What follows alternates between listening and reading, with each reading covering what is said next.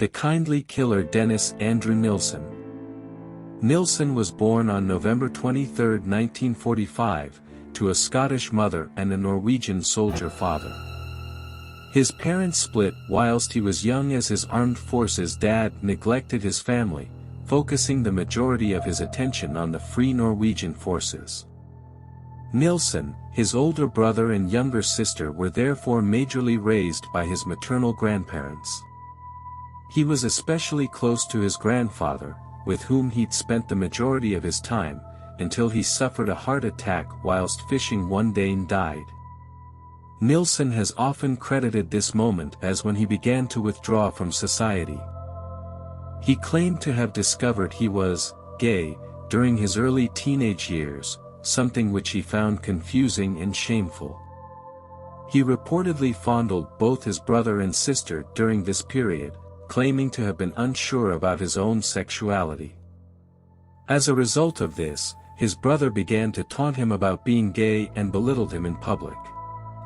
With the belief that the British Army could be a potential escape from the rural locations he'd been raised, Nilsen joined the Army Cadet Force at age 14, enlisting for 9 years' service in September 1961. Despite managing to keep his sexual orientation well hidden from his colleagues by only ever showering alone, he cited one particular incident which led to the development of several disturbing erotic fantasies. Whilst serving as a private in West Germany, he and a colleague drank themselves into a stupor, which resulted in Nilsen waking up on the floor of his flat. Although nothing had happened between he and his colleague, the incident fueled a series of fantasies which involved a young, slender male sexual partner, being completely passive, unconscious or deceased. Following his 11-year military career, he decided to join the Metropolitan Police, moving to London to commence with training. 1973 marked Nilsen's police training completion, but claimed that his early months on the force were often lonesome and that he consistently longed for the companionship he had become accustomed to in the army. As a miserable junior constable in London, he began to drink alone in the evenings and began visiting gay bars, where he engaged in casual sexual liaisons with other men. A year later, he left the police and began work as a civil servant in the job centre. 3 years prior to his killing spree, a 30-year-old Nilsen and his then-partner, 20-year-old David Gallichon, moved into a vacant ground-floor flat at 195 Melrose Avenue. After a year and following several arguments, Gallichon would leave Nilsen to live a solitary existence until 1978, when the murders began. Between the years 1978 and 1983, Dennis Nilsen is known to have killed a minimum of 12 men and boys, and is believed to have attempted to kill a further 7 people, having initially confessed in 1983 to having ended the life of around 15 or 16 victims. His first victim, 14-year-old Stephen Holmes, was strangled with a necktie until he was unconscious before being drowned in a bucket filled with water.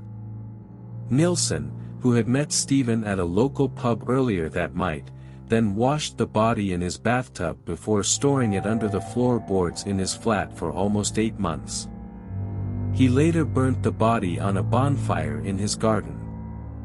Reflecting on Holmes' murder following his 1983 arrest, Nilsen claimed that he had started down the avenue of death and possession of a new kind of flatmate. A year later, Nilsen attempted to strangle Hong Kong student Andrew Ho to death after luring him to his London flat on the promise of sex, but Ho managed to flee, reporting the incident to the police yet choosing not to press charges. The same year, he coaxed Canadian student Kenneth Ockenden into coming home with him, offering to show the young tourist some of London's most popular sights. However, he then strangled him to death with the wire of a set of headphones. He photographed Kenneth's lifeless body on a Polaroid camera before hiding him underneath the floorboards.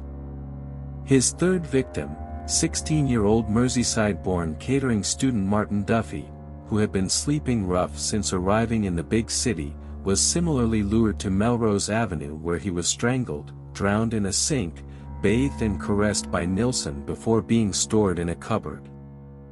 Prior to Martin Duffy's death in 1980, Nilsen had murdered a further 5 young men and attempted to kill one other. However, only one of these murder victims, 26-year-old William Sutherland, has been identified. The bodies that Nilsen had been storing under his floorboards began to emit a foul smell and attracted many insects. He therefore decided to burn all of them on another bonfire in his garden, disguising the smell by melting a car tire. Nilsen murdered a further 4 boys at 195 Melrose Avenue. 3 have not been identified, with the final victim being 23-year-old Malcolm Barlow, whom he strangled and stored in his kitchen sink. In mid-1981, Nilsen's landlord decided to renovate his ground-floor apartment, offering him £1,000 to vacate, which he accepted before burning the last few bodies he was retaining. Dennis moved to 23 Cranley Gardens in London, where he would tempt 23-year-old John Howlett to his flat before strangling and drowning him. A year later, he attempted to kill 21-year-old Carl Stoddard, who was resting in a sleeping bag on Nilsen's floor after being lured to the premises. In his subsequent testimony at Nilsen's trial, Stoddard stated he first of all thought that Nilsen could have been trying to free him from the zip of the sleeping bag. He then vaguely recalled hearing water running whilst in a state of unconsciousness, before realizing he was immersed in the water and that Nilsen was trying to drown him. Again in 1982, Dennis offered a 27-year-old named Graham Allen a meal at his London flat before killing him and storing his body in the bath for up to 3 days. Following his arrest, Nilsen argued that he was unable to recall the precise moment he had murdered Allen, but remembered approaching him whilst he ate an omelette with the full intent of ending his life. In 1983, Nilsen killed his final victim, 20-year-old Stephen Sinclair, whose body was subsequently dissected, with several dismembered parts having been wrapped in plastic bags and stored in either a wardrobe or within a drawer located beneath the bathtub. Nilsen attempted to dispose of the flesh, organs and smaller bones of his Cranley Gardens victims by flushing their remains down his toilet, consequently blocking the pipes, which surprisingly led to Nilsen himself calling an emergency draining company out to his premises. An employee at the plumbing firm noticed the blockage was caused by human remains and immediately called the police, putting an end to Dennis Nilsen's murder spree.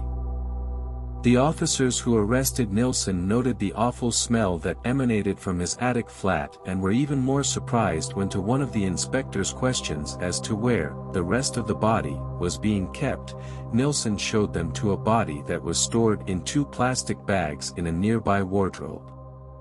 He told coppers, "It's a long story, it goes back a long time. I'll tell you everything. I want to get it off my chest. Not here, at the police station," before admitting to killing 15 or 16 since 1978. Nilsen admitted to having numerous multiple men at his Melrose Avenue residence, even accompanying police to the property, where he indicated the 3 locations in the rear garden where he had burned his victims' remains. On May 26, 1983, Nilsen was committed to stand trial at the Central Criminal Courts on 5 counts of murder, later changed to 6, and 2 of attempted murder. Despite pleading not guilty on all charges by diminished responsibility, Nilsen was later sentenced to life imprisonment with a recommendation that he serve a minimum of 25 years.